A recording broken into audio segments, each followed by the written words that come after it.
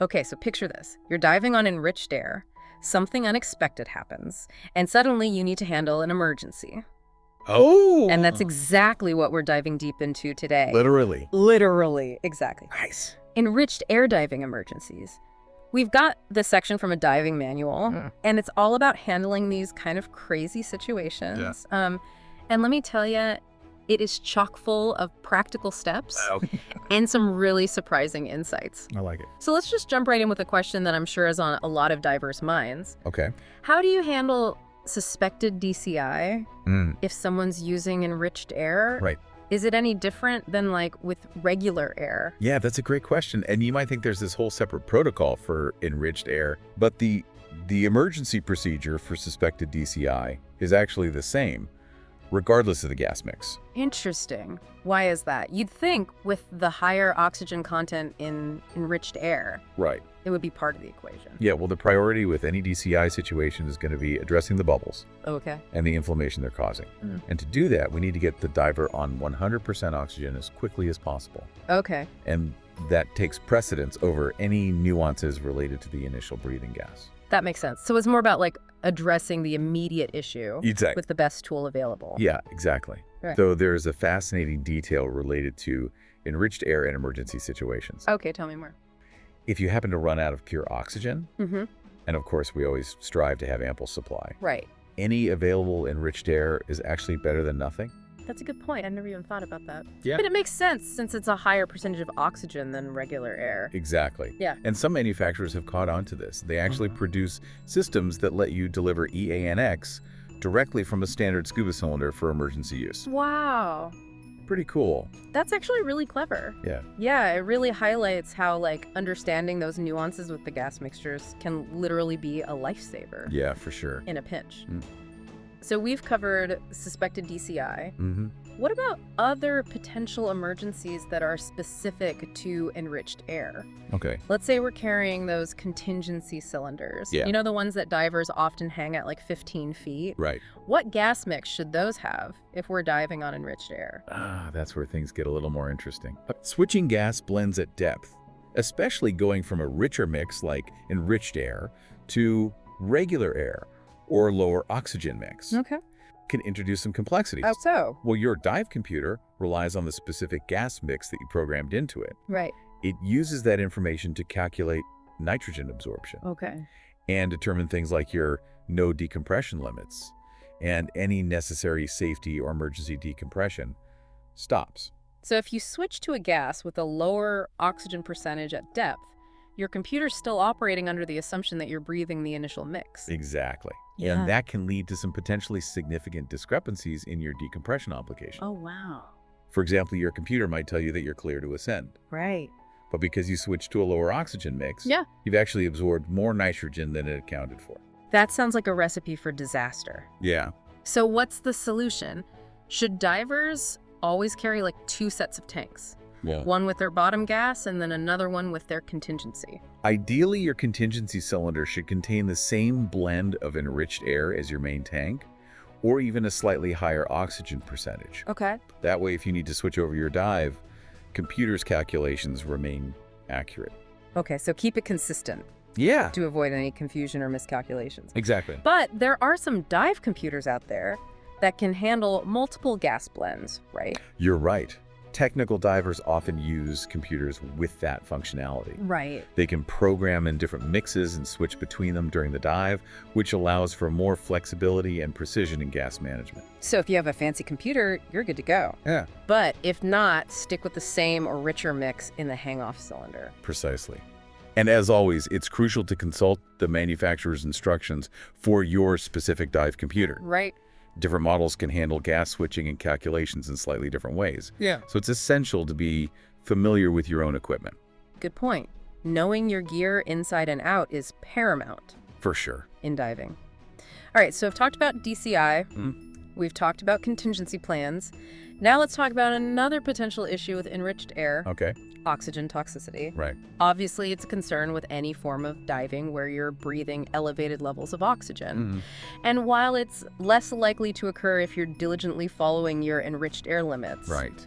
let's entertain a what-if scenario. Okay. What if, despite our best efforts, Yeah. a diver starts convulsing underwater? Right. What's a recommended course of action? First and foremost, don't panic. Right. We want to act swiftly and decisively, but it's crucial to remain calm. Okay. If the diver's mouthpiece is still in place, secure it. Okay. Don't waste precious time trying to replace it if it's come out. So get to the surface. Exactly. Secure the airway if possible. What's next? Immediately begin a controlled descent Okay. while establishing positive buoyancy for both you and the diver. So surface buoyancy. Once you reach the surface, check if the diver's breathing. Okay. If not, initiate rescue breaths. Get them out of the water as quickly and safely as possible and immediately activate EMS. So it sounds like the primary goal is to get them out of the water and into the hands of medical professionals. Exactly. Time is of the essence in these situations. Right. Get them out of the immediate danger zone. Yeah. So are there any other specific considerations for handling underwater convulsions? That's a really good question. Or do you treat it like any other unresponsive diver scenario? Honestly, there isn't a ton of research on how to best manage underwater convulsions specifically. Why is that? It's incredibly risky to try and replicate those conditions for research purposes. Right. And thankfully, underwater convulsions are relatively rare occurrences. Sure. However, there are different opinions within the diving community about the best course of action. Oh, interesting. Tell me more about those. So some experts advocate for waiting for the convulsion to subside before initiating the ascent, Okay. particularly if the diver's mouthpiece is still secured. Yeah. Their reasoning is that a convulsing diver might not be breathing regularly, and maintaining a secure airway is paramount. Mm-hmm. On the other hand, there's the argument for immediate servicing, regardless of whether the convulsion has stopped or not. Because delaying the ascent could increase the risk of drowning. Exactly. It's a bit of a catch-22. Yeah. And unfortunately, there's no easy answer. The best we can do is stay informed, understand the different perspectives, and be prepared to adapt to the situation at hand. That's a great point. Diving is rarely black and white, Right. and there are often multiple factors to consider. Absolutely. So it really highlights the importance of staying up to date on the latest diving recommendations Right. and continuing our education even if we've been diving for years. I couldn't agree more. The world of diving is constantly evolving, and new research emerges all the time. As divers, it's our responsibility to stay informed Yes. and adapt our practices accordingly. It's about always learning, Yeah, always being prepared. absolutely. It's true. It really makes you think about those different situations and how you might have to adapt. But yeah, knowledge is power. Absolutely. The more we understand about the potential risks and how to mitigate them, the better prepared we'll be to handle whatever comes our way. And a big part of that preparedness is being incredibly diligent about our pre-dive checks, Yeah. especially with enriched air. Yeah. Like we were talking about the contingency cylinders. Right. What if, in the chaos of getting ready, a diver accidentally grabs a tank filled with regular air instead of their enriched air mix? Right. What happens then? That's a really important point to bring up, and a surprisingly common mistake, Yeah. especially if divers aren't meticulous about labeling their tanks. Oh, yeah. So in that scenario, you're essentially diving with a lower oxygen percentage than your dive computer is expecting, Yeah. which can really throw off those critical calculations that we discussed earlier. Right, because the computer thinks you're absorbing and releasing nitrogen at a certain rate, Exactly. but you're breathing something completely different. Exactly. And this is where a seemingly small oversight can actually become a significant risk factor, particularly when it comes to decompression illness. Okay, so walk me through this. How does breathing the wrong gas mix increase your risk of DCI? Well, if you're breathing air instead of your planned enriched air mix, Right. your body's absorbing more nitrogen at depth than your computer thinks you are. So while you might be following your computer's instructions to the letter, you're actually accumulating a higher nitrogen load than anticipated. So you could be like well within your no deco limits according to your computer, Right. but you're really not. Exactly. And that could mean that you end up needing longer or deeper decompression stops than your computer indicates. Wow, wow. So you think you're in the clear because you're following your computer, Right. but you're really pushing it. Exactly. And the tricky thing about DCI is that symptoms often don't manifest immediately. Yeah. You might surface feeling perfectly fine, only to experience symptoms hours later. No, that's not good. It's a silent risk. Yeah, That could have some serious consequences. absolutely. It really highlights the importance of those pre-dive checks. Yeah. You need to be absolutely certain you're breathing the gas you intended to breathe. So speaking of pre-dive checks, what are some key things that divers should be focusing on when they're diving with enriched air? Analyzing your own gas is paramount. Never, ever rely on someone else's analysis or trust the sticker on the tank. Right. Always double check. Absolutely. It only takes a few moments, and it could save you a lot of trouble down the road. So when you're analyzing your gas, what are you looking for? So you want to pay attention to the oxygen percentage, Right. of course, but also the maximum operating depth, or MOD. Okay, and just remind me, what does the MOD tell us? So the MOD is the maximum depth at which you can safely breathe that particular enriched air mix. Exceeding the MOD increases your risk of oxygen toxicity. Right, oxygen becomes toxic at a certain depth. Exactly. How is the MOD calculated? It's determined by the percentage of oxygen in your mix. Higher oxygen percentages mean shallower MODs. Okay. Your dive computer will usually calculate this for you, but it's good practice to understand how it's done. Right. Always confirm your planned depth is well within the MOD for your specific gas mix. It's like double checking your math before you hit send on an important email. Exactly. A simple step Right. that can prevent a major headache. And I imagine having a clear and concise dive plan is super important when you're factoring in enriched air. Absolutely. Communication is key in any diving scenario. Right. But with enriched air, everyone on the team must be on the same page.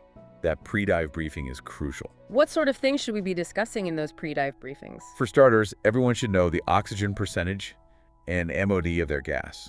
Write it down on a slate or use hand signals. Don't just rely on verbal confirmation. Good point, because things can get lost in translation underwater. Exactly. So having a visual backup is always a good idea. For sure. What else?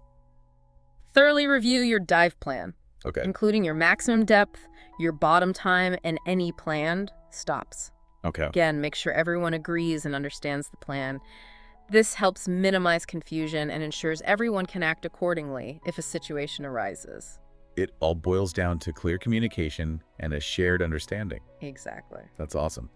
And speaking of a balance between excitement and caution, let's talk about our equipment for a moment. Okay. We got our gas sorted. Yeah. We're communicating like pros. Right. What about the gear itself? Is there anything specific that we need to be mindful of with enriched air? Yeah, like all of our equipment needs to be compatible, right? Like I'm thinking about those EAM stickers on regulators. Right. Those aren't just for show. Exactly. Standard dive gear is primarily designed for air, which has a lower oxygen concentration. Right. Enriched air, being oxygen-rich, can actually affect certain materials over time. Okay. Think O-rings, hoses. Yeah.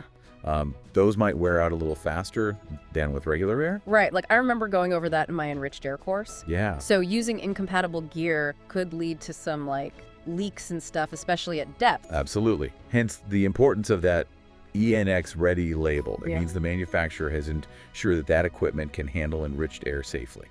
So besides looking for the sticker, what other gear-related precautions should we be taking? Regular maintenance is going to be key. Yeah. And I mean really regular. Yeah, okay. Make sure you're getting your gear serviced by a qualified technician Hmm. and let them know you're diving enriched air. They'll know to give those oxygen-sensitive components a thorough once-over. Smart. It's like choosing the right fuel for a high-performance engine. You got it. You wouldn't put the wrong fuel in your car. Right. Same principle applies to our dive gear. Using the wrong equipment or neglecting maintenance could compromise its performance and ultimately our safety. Very good advice. Well, we covered a ton of stuff today. Yeah. Everything from those emergency procedures for DCI and oxygen toxicity Right. to like how important gas analysis is and clear communication Yeah. and using the right equipment. Absolutely. It's like a crash course it is. in risk management For sure. for enriched air diving. Enriched air diving offers amazing benefits. Longer bottom times, Yeah. shorter surface intervals, but it also demands a heightened awareness of those potential risks. Absolutely. It's about finding that balance, right? Yeah. Like pushing our limits, Right. but also staying safe. Exactly. Any final thoughts to leave our listeners with as they continue to explore the underwater world with enriched air? Just remember that while we've discussed like general procedures, Yeah. your specific actions might need to adapt depending on the dive environment. Okay. What works in the open ocean might not be feasible inside a wreck or a cave. That's a really good point. So always consider your surroundings. Right, use your best judgment. Exactly. Well, folks, that's about it for today's deep dive into enriched air diving emergencies. It was fun. Preparation, continuing education, and a healthy dose of caution are your best allies when it comes to exploring the underwater world safely. So until next time, dive safe, dive smart.